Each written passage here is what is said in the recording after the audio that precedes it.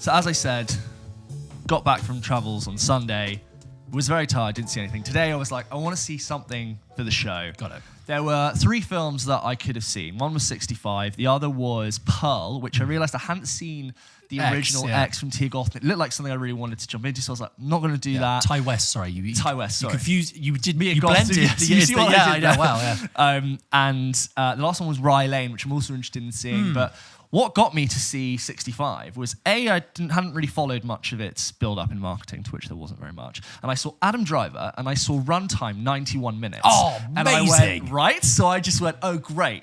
I'll go do some stuff in the morning, see, I think it was like at 11:30, get back out at like 1:30, great, seen a film, content for the podcast, done.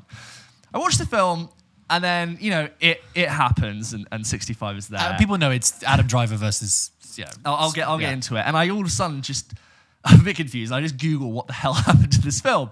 And it turns out this film's release date had been pushed 5 times. It was shot over 2 years ago. And it's a lot of the chat about this film is that it's very much just been hushed out by the studio because they don't want to make a big deal of it. Well, you say that. Sorry, the only thing I would just say to counter that is that they did do a spot for the Super Bowl for it, I'm pretty sure. They did, but they've also done screenings where they didn't invite press, which never a good sign. Followed anything that's being reviewed, it's never a good sign. It always means that they're just trying to not get too many people talking negatively about it. 65, I think we covered it on our Films of 2023 list. So as you know, the film stars Adam Driver, and it is set 65 million years ago. There is a humanoid civilization from far away that it looked like humans, and they look like Adam Driver, and he is on a vessel for plot reasons, and he crashes on an unknown planet. Well, we already know from the marketing. Here's one of my problems is that you know just as much about what happens in this film as I do because you've seen the trailer, and I'll get onto that later, but he crashes on this planet, and all of the hibernation pods on his ship, all the other crew members, they didn't make it, so he is alone, and location unknown, and then we cut to a wide exterior, and it's this classic sun setting off the back of Earth, right? That shot of the light bleeding across the landscape, and you see 65, and then the text goes, million years ago. Yeah, brilliant. And the text goes, on planet Earth. And I'm like, what's my reaction meant to be? I live there. You never... What? That's where my house is going to be. That's the one of the 9 planets I know.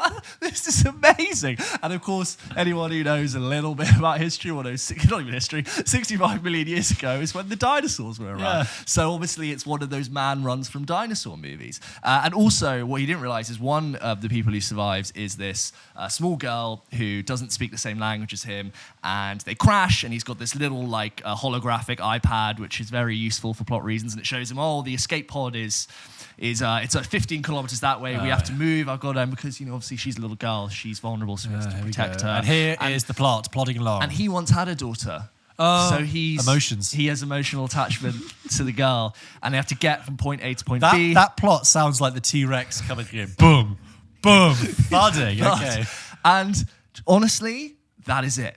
There is no twist. There is no added layer of complexity. There is no added emotional heartbeat that took me by surprise. That is it. And I really got to 2 acts in the film, and I'm just thinking, oh my God, this is it. That is all. This is all the film's going to be. And I guess it has an ending and it finishes. And I can't help but think, based on the cast and the studio attached to it, for me, it really feels like something that has been reduced to its bare bones. Oh my God. It's written and directed Fossilized, if you will. Fossilized, even. Thank you. It's written and directed by the guys that brought us A Quiet Place. They are directing this film, which is a director combo, which is, kind of rare. And I almost want it based on, not rare, but, rare. No, sorry, I'll let you go. And I almost trying to think that maybe something has gone wrong with this. And there was another element that they've almost gone, this film hasn't worked out. It has to come out. Let us bring it down to 9. At least they had the decency to not waste more than 91 minutes of my time. At least they just thought, let's just keep this very simple. Let's not offend people with something worse. And let's just put this out and no one talk about it. Because even Adam Driver can't save this film. No, sure. He's acting very intensely, and there's lots of running, and if it's not a T-Rex, it's a pterodactyl, and there are some squishy bugs, which are a bit of a pain in the arse. But like, I just was like, wow, that's it. In So there's no 2023. sort of like Planet of the Apes style, like, wait a minute, all this time. There's no Alien Covenant pyramid where we go back to history of time with Michael Fassbender. This is just it. It is, as you've seen, you know as much about the film as I do, and you haven't seen it, but you've seen the trailer. You've just seen a longer version of it. I've just seen a longer version of it. The fact that it's Earth, we know from the marketing, so that's not like a big shocking reveal in the first 10 minutes. I found the sort of, emotional connection between Adam Driver's past and the daughter he lost, and the girl he's now caring about. It's like a real sort of Walmart Last of Us thing. Like, if you're really gonna escort girl from A to B. And that is it. It's look, I don't think it was offensively bad, or I was like, oh, I'm so pissed off. I just, that's it.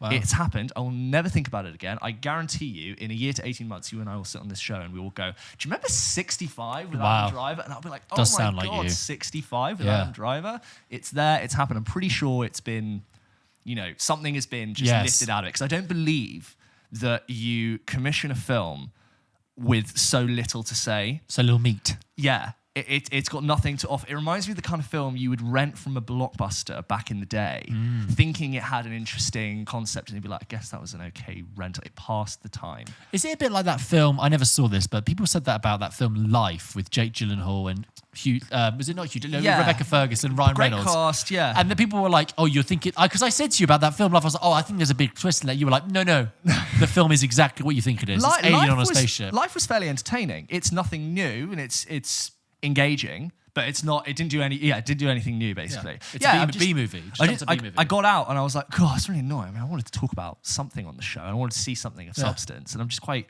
weird. It was kind of weird that it had nothing to say. Don't go see it. It's not worth your time. And even Adam Driver, who was the draw for me to see it, that and its runtime, didn't add any other element for that. I would say that I will never tell someone to not go see something. True. I would say you go see something where you can have your opinion. If you really fancy it, but like bear in mind. And there are worse films out there you can avoid. Yeah, like I said, it's not so much about it. I go, do you know what? This is really annoying me. So I haven't seen that, but hearing you describe it and your reaction to it, I'm just going to say this again. I mentioned this a couple of times. If you're going to watch a film that mixes like science fiction and history and like, crash landing on Earth in a different time period, watch Prey from last year. Yeah. Which is really good. That's a good. I know you probably haven't watched it. They look like the same poster. The poster looks exactly the same. Watch Prey. That's a good plane movie as well.